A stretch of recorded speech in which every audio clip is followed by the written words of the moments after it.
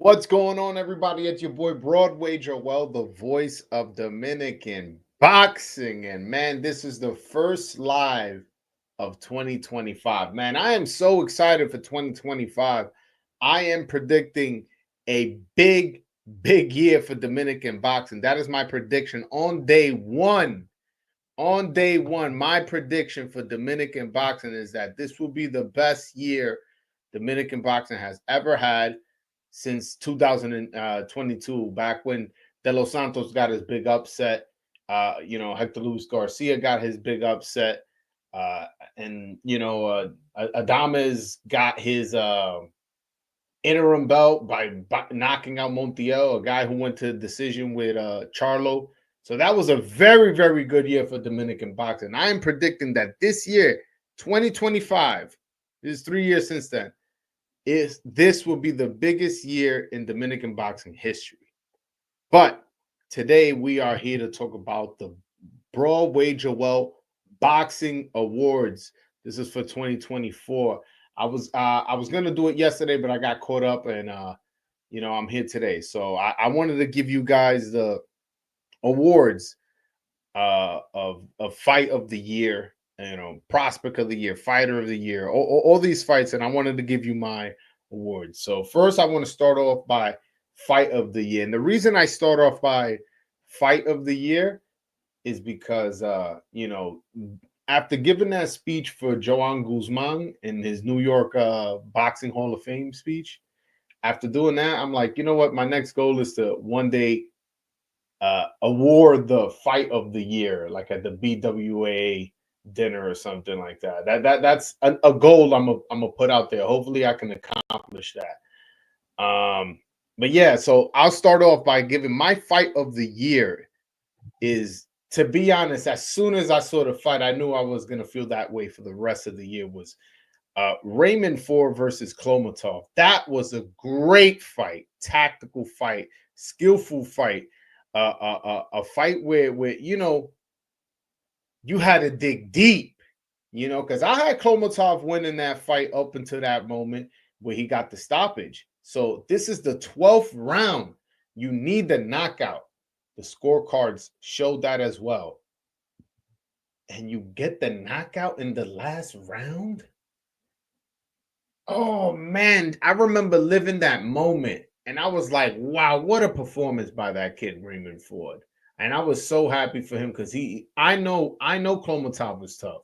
I know Klomatov actually fought Luis Nunez, my Dominican brother, 126 pounder, and beat him in the amateurs. And he told me that guy is good. I picked Klomatov to win that fight, and to be honest, for most of the fight, it looked like I was right. I picked the right fighter who was going to win. But Raymond Ford dug deep. He needed a knockout, and and all that. Oh, he's the better boxer. Oh, he's this, but he's whatever. But he don't want it more. And it came to the 12th round, and he showed he wanted it more. I don't think any fight this year had that kind of a story to end it with an exclamation point. I can't even think of a second fight of the year. Ford Klomatov for 2024, man, to me was by far the fight of the year. Shout out to both of them. I'm a little upset. I haven't seen Klomatov yet. There's no talk of when he's gonna fight next.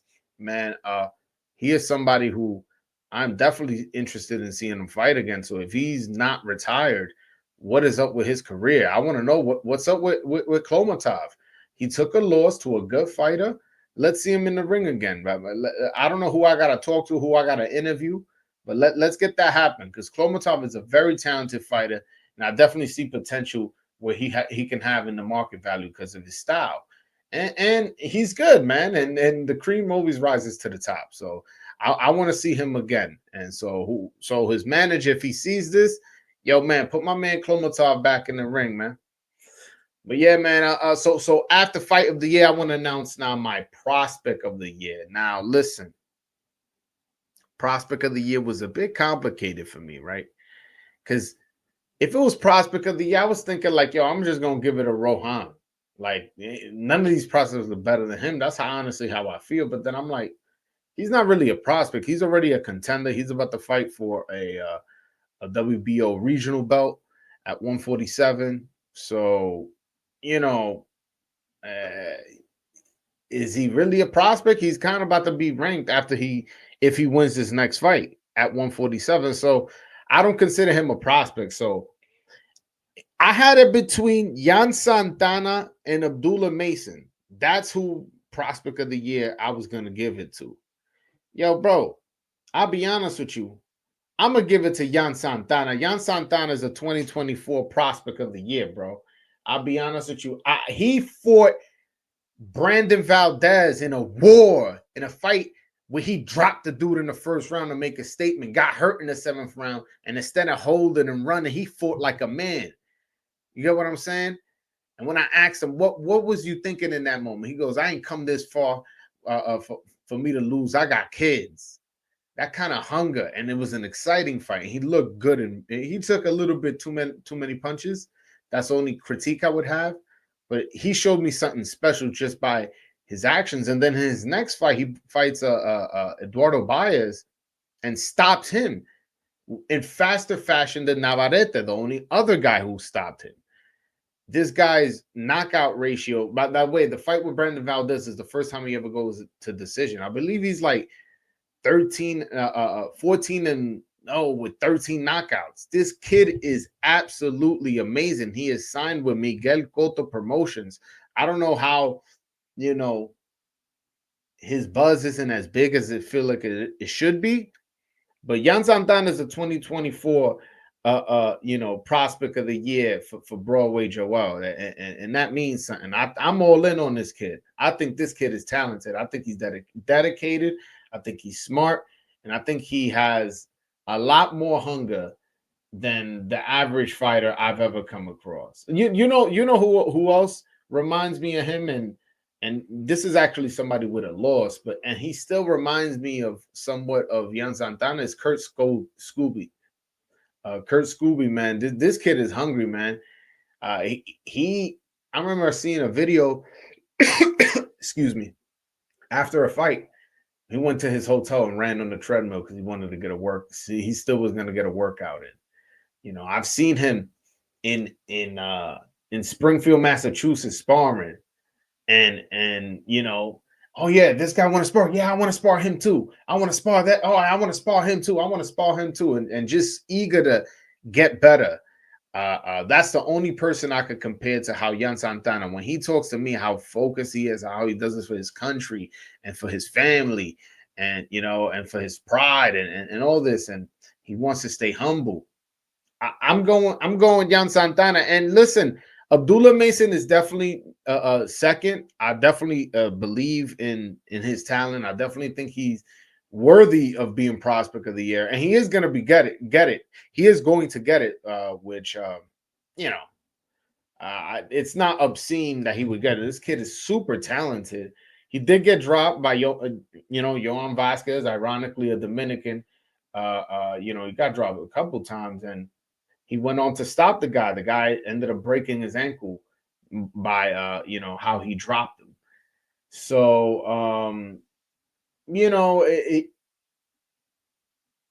I think he's super talented. He does have a little flaws to. I think that was the first time he felt, oh man, I can't just walk through this guy. And he got dropped twice, and he did look good in terms of surviving it, but you still got to take some points away for getting dropped. And I think that's what gave Jan Santana the lead in my prospect of the year. He ain't get dropped. You know what I'm saying? He was doing the dropping. And the time he got hurt, he fought too. He kept fighting too. And he was fighting Brandon Valdez, not Joan Vasquez. You know what I'm saying? So I think he's been matched tougher. And I think his record speaks for itself. He only has one fight that went to decision. So I'm giving it Jan Santana. That's the guy I'm highest on, man. As far as fighter of the year, shout out to my man Alexander Usyk. Alexander Usyk is an all-time great, man, and I think it's very wild to me that there's talk that he may not be that he may not be a all-time great. That is wild to me, to be honest with you. This guy was a gold medalist. He beat Better be in the twice in the amateurs, I believe. He undisputed cruiserweight in in the other person's hometown. Then moves up to cruiserweight, does the same basically, beats everybody twice, and is about to fight Dubois allegedly. Well, not that he seemed interested in that fight. He was saying, "Yo, Excellency, let's get this fight with me and Daniel." So he already knocked him out. Maybe he gets him again too. He will be putting an exclamation point just how much he's better than anybody in the division by beating everybody twice. That's wild to me. And he beat Tyson Fury twice. Tyson Fury is somebody who Jim Lampley, a guy who's watched more boxing than I could ever imagine, told me that he thinks Tyson Fury would have beat any heavyweight he's ever seen in his entire life. That's what he told me on this channel. And this guy beats him twice in 1 year. You get what I'm saying? And yo, I know what I saw with Tyson Fury. I've seen him box before, and I've seen him brawl before and knock people out, like how he did Wilder. Went through wars, took punches. So I know he's a great fighter, but this guy Usyk comes and beats him twice. That thought was in your mind that, man, this guy can probably beat any heavyweight just based off his size and the fact that he could take a punch. He got dropped multiple times by Wilder, and Wilder couldn't even get him out. You get what I'm saying? Like, you could say, oh, George Foreman, what if he would have, hit him? And it's like, well, Wilder hit him, man. He survived that. So, and he's actually way bigger than George Foreman. So that's how you kind of always thought about Tyson Fury.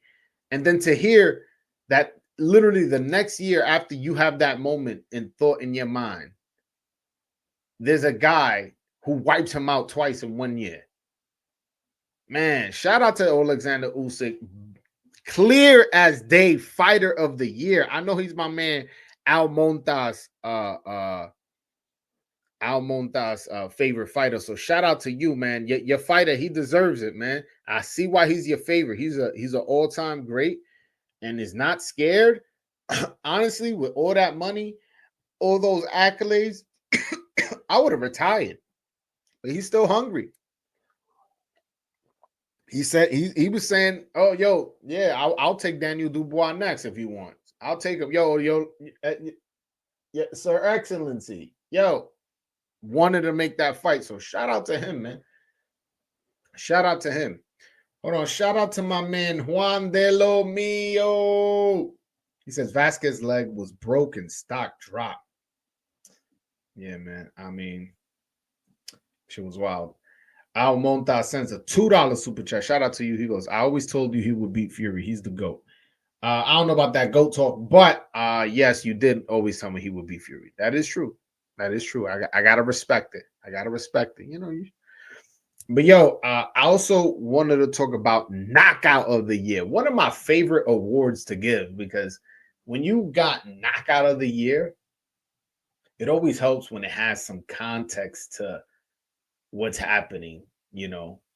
Like it's not just some 8-rounder. The winner of this fight was going to be well positioned into a title fight, into just a big fight, period.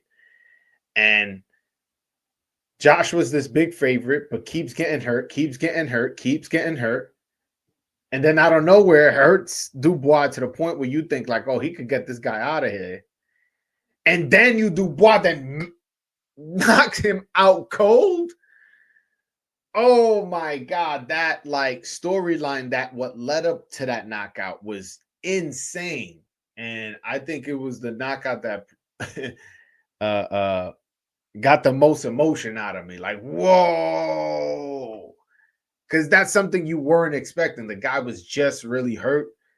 And Dubois just found enough power, enough strength in him to knock out Joshua. And again, yo, shout out to the UK that y'all got Knockout of the Year this year, 2024. Y'all got it. Also, I want to talk about Upset of the Year. I've left this award for last. This is the last award I'm giving out, and I left it for last for a reason. So, upset of the year is Bruno Soares. He was 26-0 with 5 knockouts, who knocks out Jaime Munguia. Oh man, talk about a storyline. This dude, y'all know I didn't like, Jaime Munguia, how he moved his career. He was a very, very just business-minded fighter that I despise how he handled his career. How he was ducking Nadames and Charlo and not fighting Andrade and not fighting nobodies and just that's how he moved his career at middleweight division. And then he gets a Canelo fight.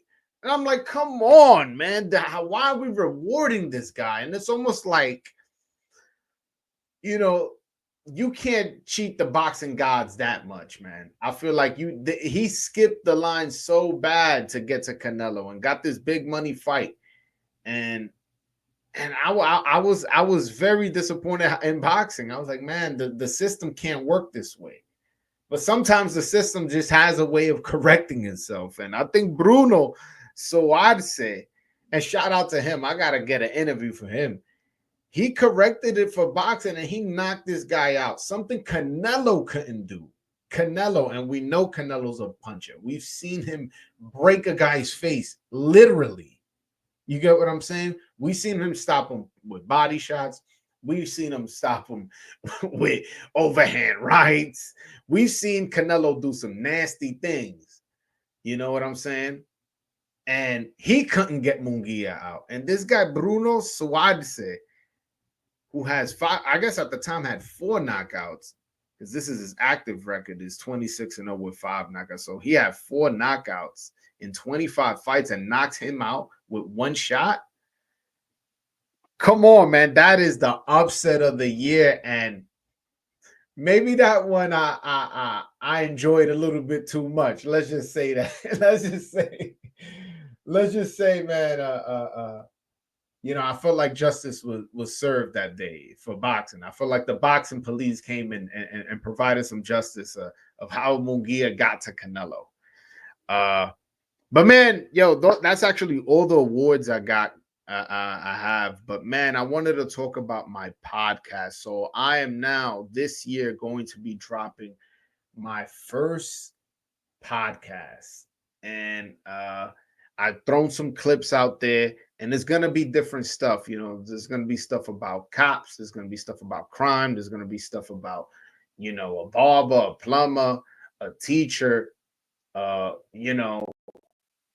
boxing. I'm going to talk a little bit about everything in my podcast. It's not going to be pigeonholed to anything. And I want everybody to go subscribe to my other channel. It's called Broadway Joel Podcast. I dropped 2 videos on it. If y'all could go check this out. And matter of fact, I'm going to have a little watch party with you guys. I'm going to show y'all just one of the episodes that I just dropped, 18 minutes of it. We're going to watch an 18-minute clip on the greatest drug dealer of all time. This is an interview of my man Brazen Breeds. If you guys are into crime, investigative journalism, this guy on YouTube, he's the guy to go to. This is the most well-researched dude I've come across in terms of that world. And I had him on my podcast, and he was a guest of mine. And I want to have a little watch party with my audience. And hopefully, I know you guys came here for the boxing, but hopefully y'all stay for me talking about my new channel. And hopefully y'all subscribe too. I want you guys to subscribe. Broadway Joel Podcast. Yeah, let's just check out this. Let's watch this video together. Let's have this moment together. Let's see. And I want y'all opinion. On what y'all see.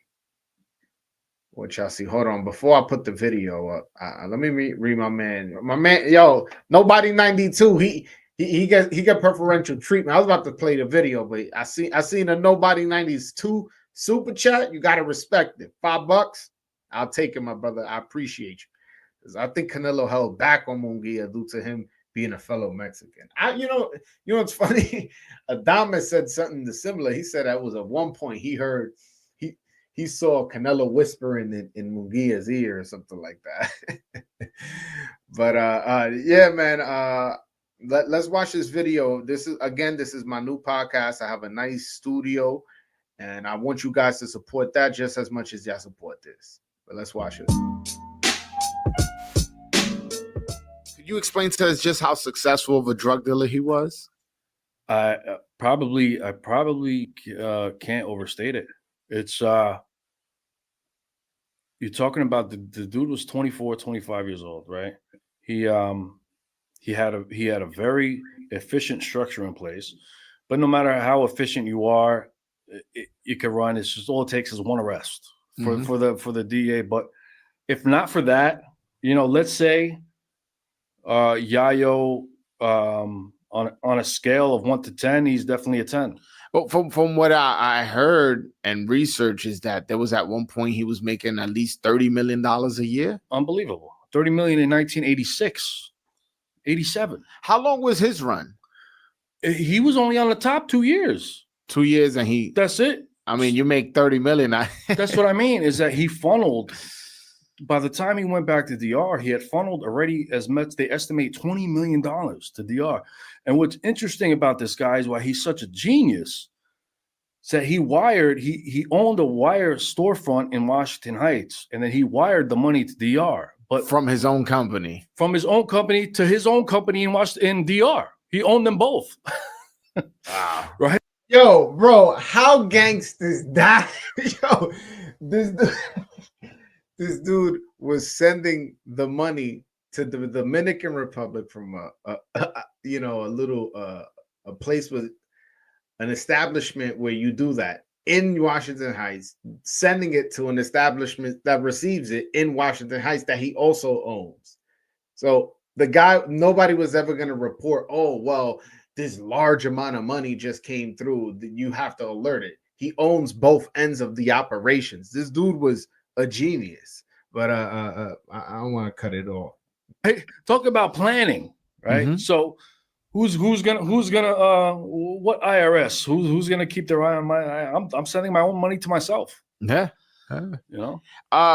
he eventually got arrested in Dominican Republic. Why was he arrested in the Dominican Republic? So what's interesting is that, again, some people have brought up more information about that, brought some more details to light for me.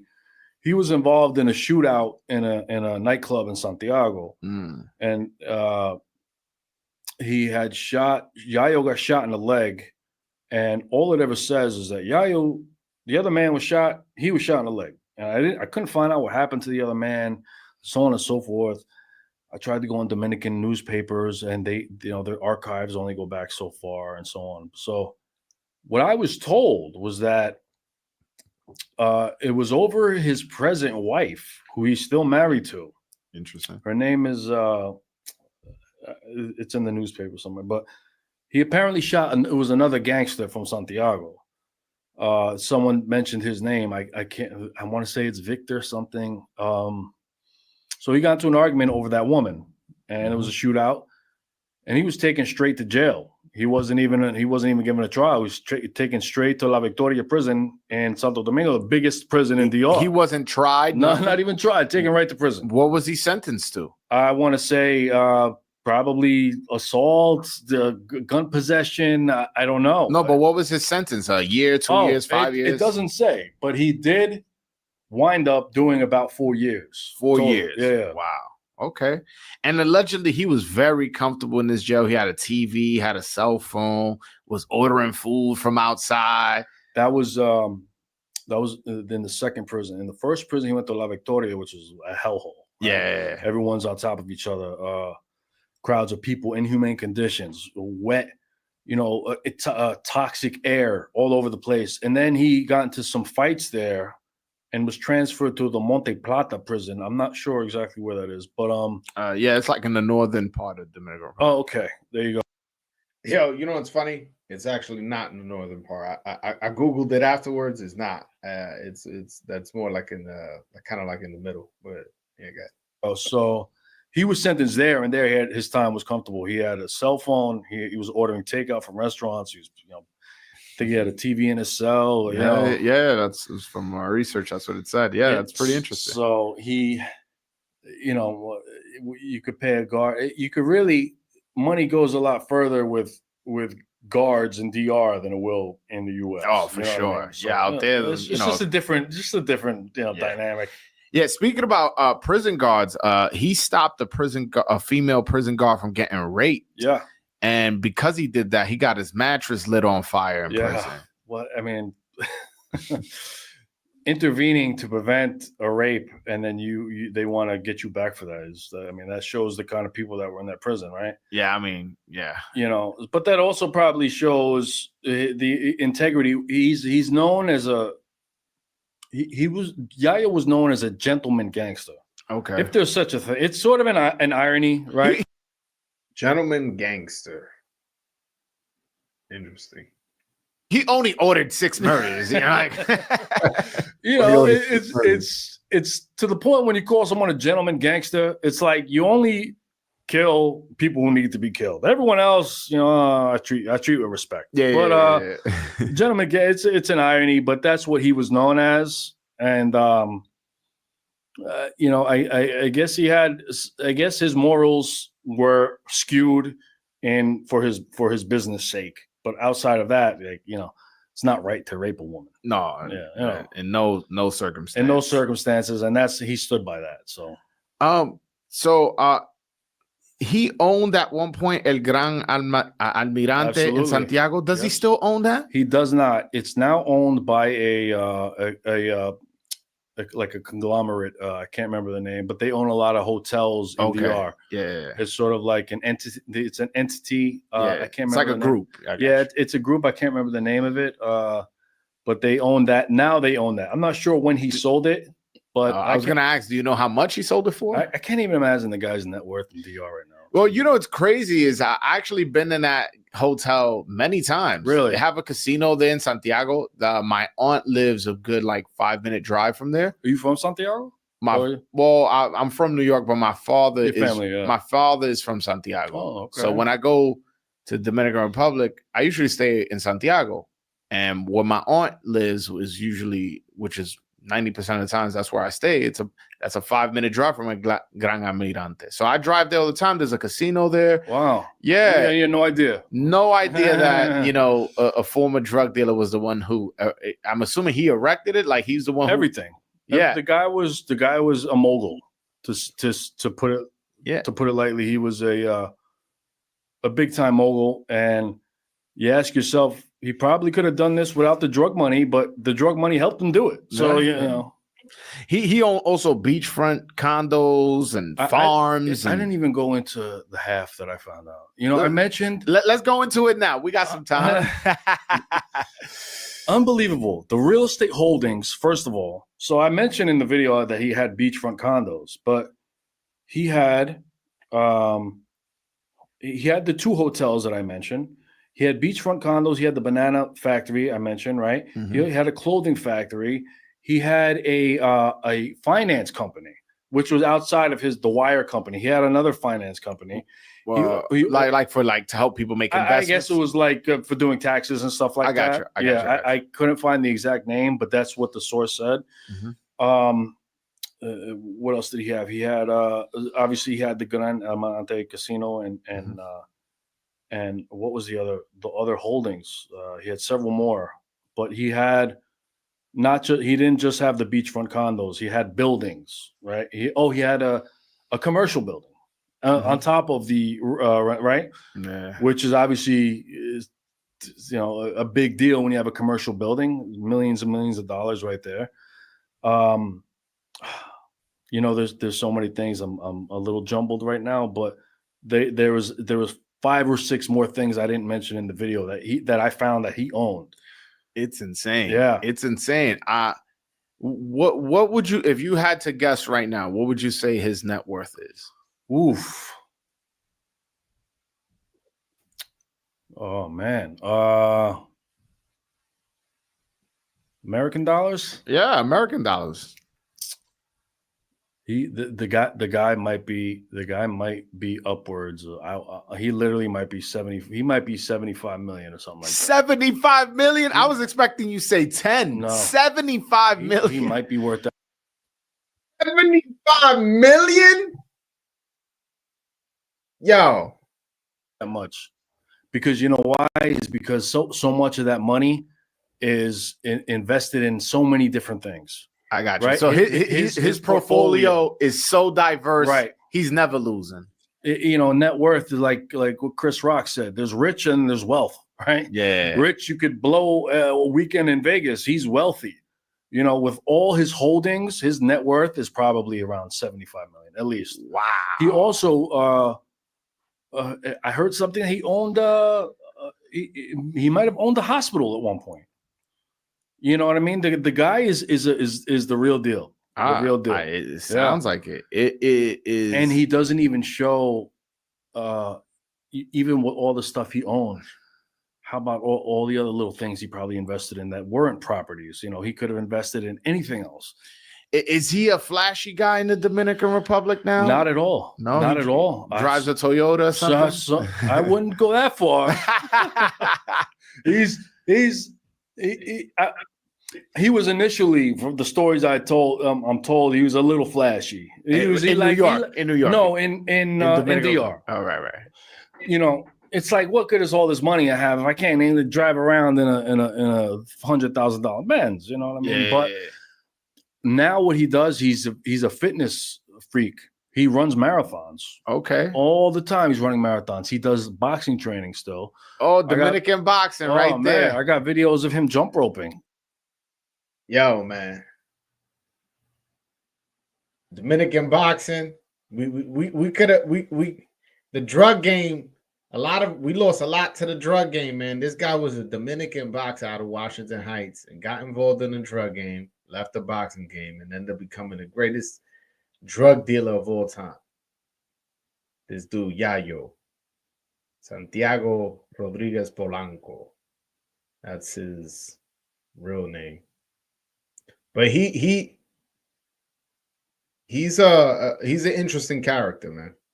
Okay. I got videos of him shadow boxing. I was told he contributes to orphanages still. He contributes to burn centers. God bless. He's a benefactor. He's done a lot to try and erase his old ways, and he's completely disconnected. He doesn't want any association with it. He would never do an interview about his old life ever. I mean, let's not throw that energy out there, man. I do interviews, baby. Yo, hey, Yayo, mi I'll try my best. Mi hermano, tú y yo tenemos que hacer una entrevista un día. One day we got to do an interview, my brother. And I think your story is important to be told. And I honestly, I think he's the greatest drug dealer of all time.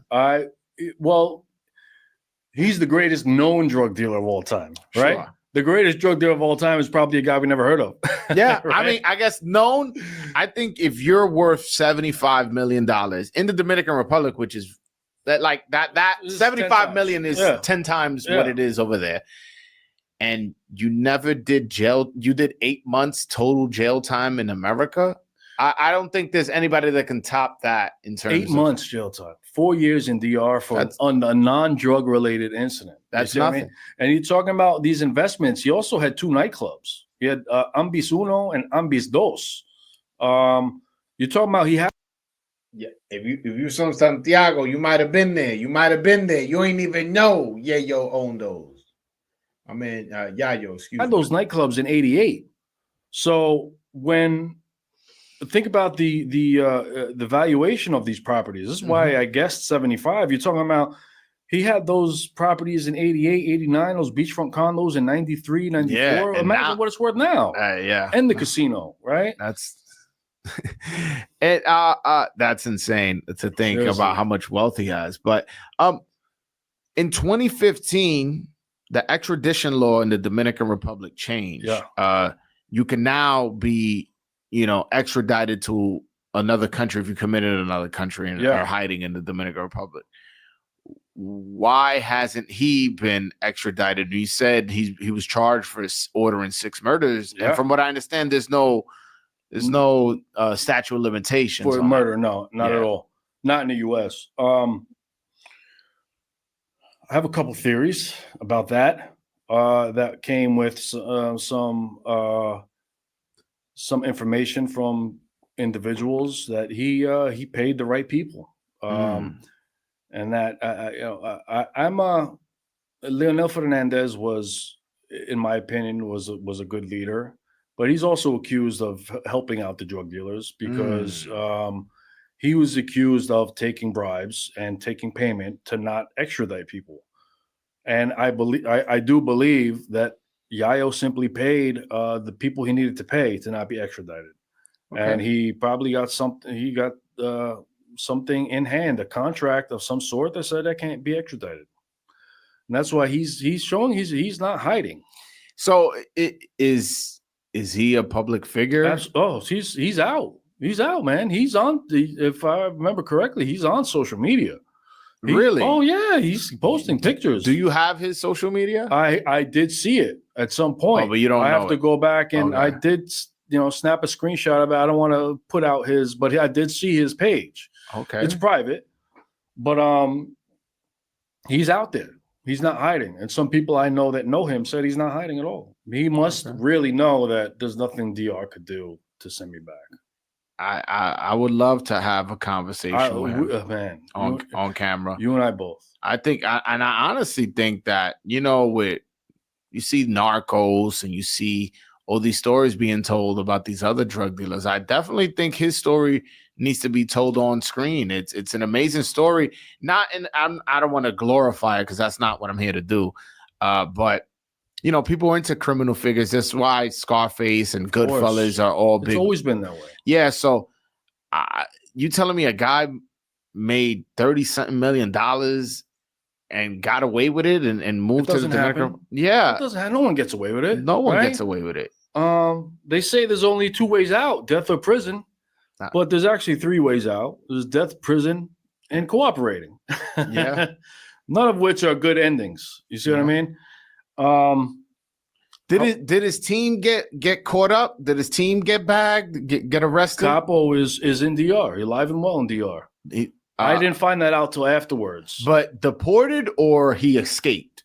No, he did his time in the U.S. and he was. I would guess he was probably deported. Okay, most likely. All right. But he's in DR. He's alive and well. He's doing well, as from what I hear. I didn't find that out till after my video because I connected with some people who knew Yayo afterwards, and they gave me updates on these people. But none of them are in bad shape. Let's put it that way. Okay. All of them seem to have had, because Capo also invested with Yayo. Back in '88. So Yayo got away and he got his crew to get away too? Some of them. His half brothers escaped with him to DR. He had 2 half brothers, his sister, his mother, all escaped with him.